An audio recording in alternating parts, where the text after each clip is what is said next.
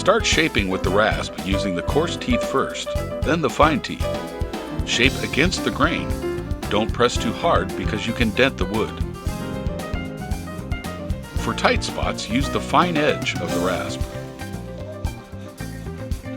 After the shaping is done, sand in the direction of the grain with the medium PineCar sanding pad to remove the rasp marks.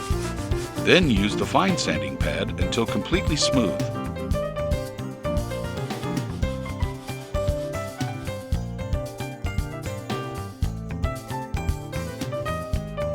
Pits, dents, or scratches on your car can be repaired by applying PineCar body putty, letting it dry, and resanding with the fine sanding pad. For an all-over smoothing compound, spread body putty on the entire car. Wet fingers with water and smooth the putty onto the car.